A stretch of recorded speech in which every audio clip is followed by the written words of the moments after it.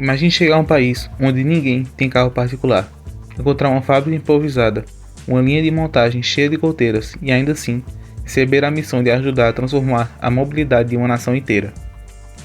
Foi exatamente isso que aconteceu há mais de 40 anos atrás, quando uma equipe de cerca de 30 executivos e engenheiros da Volkswagen no Brasil desembarcaram em Xangai, com um objetivo que parecia impossível: ensinar os chineses a produzir localmente o recém-lançado Volkswagen Santana. Na época, a estrutura era extremamente precária. A produção acontecia em uma antiga fábrica de caminhões, e o que ninguém esperava é que aquele projeto marcaria o início de uma verdadeira revolução na indústria automobilística chinesa. O Santana deixaria de ser apenas um sedã para se tornar um dos carros mais importantes da história da China, conquistando governos, taxistas, famílias e ajudando a popularizar o automóvel em um país que, décadas depois, se transformaria no maior mercado automotivo do planeta. Mas como que um carro desenvolvido com forte participação da Volkswagen do Brasil conseguiu conquistar mais de 1 bilhão de pessoas? Quais os desafios dessa equipe enfrentou do outro lado do mundo e por que o Santana virou uma verdadeira lenda na China? E é isso que você vai descobrir no vídeo de hoje. Antes de começar, já deixe seu like, se inscreva no canal, se ainda não faz parte da nossa comunidade, e compartilhe também esse vídeo para quem gosta de histórias incríveis da indústria automotiva. Assim, você ajuda o canal a continuar trazendo documentários como esse. E agora, sem mais demora, vamos conhecer a fascinante história da Volkswagen Santana na China.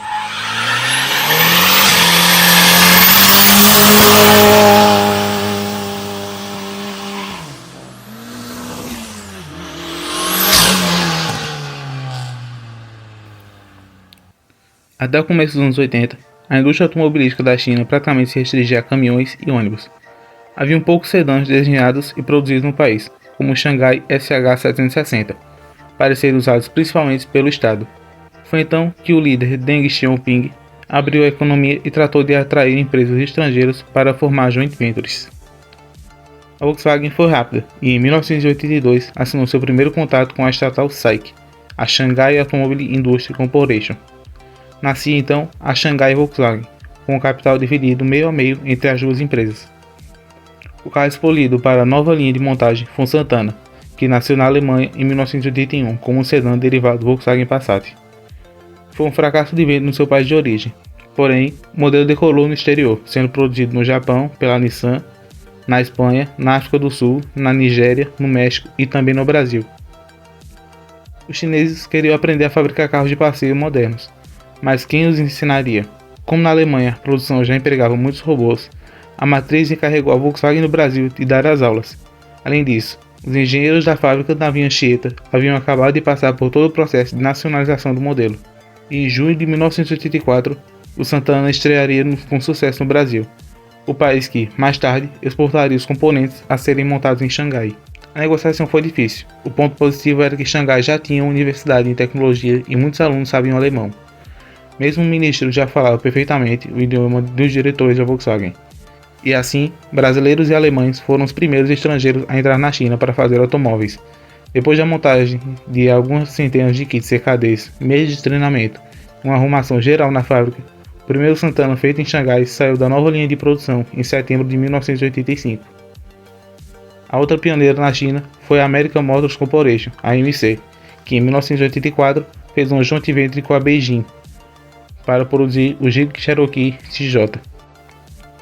Na época, automóveis particulares ainda não eram permitidos na China, e tanto o Cherokee quanto o Santana eram usados apenas por serviço público, por empresas estatais ou como táxis. Nos anos 90, quando o cidadão chinês pôde enfim comprar o seu próprio carro, a produção deu um salto. Para se ter uma ideia, apenas 5.148 carros de passeio foram fabricados na China no ano de 1980. Em 2000, a produção total foi de 604.677 unidades, um crescimento absurdo em 20 anos. E a marcha continuou em ritmo alucinado. Em 2010, foram feitos 13 milhões de automóveis no país asiático. Em todos esses anos de florescimento da indústria, o Santana foi líder de venda na China, chegando a representar 60% do mercado local.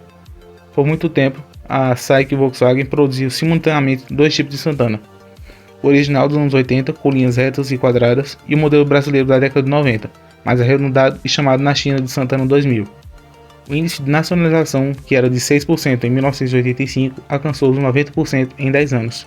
Lançado na China em 1995, o Santana 2000, ou Santana de segunda geração, Tinha uma versão com entre-eixos e portas traseiras 10,8 cm mais longo que o do modelo brasileiro. Eram 2,65 metros contra os 2,54 da nossa versão. A Volkswagen bobeou e não produzia esse sedã por aqui. Certamente teria feito um enorme sucesso entre os taxistas. Se os chineses até hoje são adeptos com sedãs grandes, isso se deu por herança cultural de Santana. As ruas da China, antes dominadas por bicicletas, tornavam-se um mar de Santanas. Na primeira década do século XXI, era um símbolo de renovação do país. O sedã mais usado na praça, bem como o modelo favorito dos chineses, que subiam a vida e, enfim, podiam comprar um automóvel, que era um carro muito forte, elogiavam fãs. Aturava gasolina de má qualidade, vencia as estradas esburacadas da época e fazia um bonito nas regiões montanhosas. Resumo, o Santana era o carro nacional que o país precisava. Fabricado com o nome de Santana Variant, a perua Quanto tornou-se a viatura policial padrão da nação. Os chineses chegavam a construir protótipos de um minivan baseado no modelo, mas o projeto não foi adiante. Em 2004, o Santana 2000 passou por um facelift exclusivo para o mercado chinês. Mudaram a frente, a traseira e o painel e rebatizaram o sedã como Santana 3000. Em 2008, veio mais um retoque visual e o modelo passou a ser chamado de Santana Vista, ou Zijun. Sua versão pé de boi, a Shangda, era usado principalmente como táxi. Mas o Santana de primeira geração, aquele original quadradinho lá de 1984, ainda ficou em linha na China até 2012, convivendo com o Vista. Logo depois, em 15 de janeiro de 2013, foi a vez do Santana de segunda geração deixar de ser fabricado no país. A missão estava já cumprida. Para substituir o modelo que pôs os chineses atrás do volante, a Volkswagen lançou um novo carro chamado de New Santana. Era contudo bem diferente, com a plataforma PQ25 usada no Polo e motor transversal. O modelo teve até uma versão Cross e chegou a ser vendido nas Filipinas, mas a popularidade do Santana original jamais foi repetida. A produção do New Santana foi encerrada em 2022. Depois de décadas dominando as ruas chinesas, chegou o momento em que o Volkswagen Santana deixou de ser protagonista. A China mudou, a indústria evoluiu e os novos modelos surgiram para atender um mercado cada vez mais exigente. Dentro da própria Volkswagen, sedãs como o Sagitar e o Lavida assumiram esse espaço, enquanto as montadoras chinesas aproveitaram todo o conhecimento adquirido para dar um salto tecnológico, principalmente na eletrificação. Em 2022, aconteceu o que parecia impensável. Durante tantos anos, a Volkswagen perdeu a liderança no mercado chinês para a BYD, uma posição que continua ocupada até hoje. Era o sinal definitivo que uma nova era havia começado. Mas isso não diminui a importância do Santana, muito pelo contrário.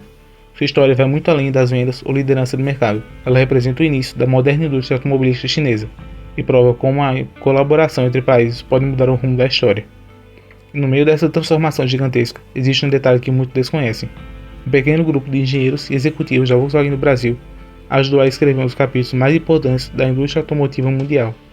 Um legado que atravessou continentes e continua sendo lembrado até hoje. Se você gostou dessa história e quer ver mais vídeos sobre carros, montadores e curiosidades da indústria automotiva, deixe seu like, inscreva-se no Wings and Wheels e compartilhe esse vídeo. Ajuda muito o canal a continuar trazendo histórias como essa. Muito obrigado por assistir até aqui, um grande abraço e até o próximo vídeo.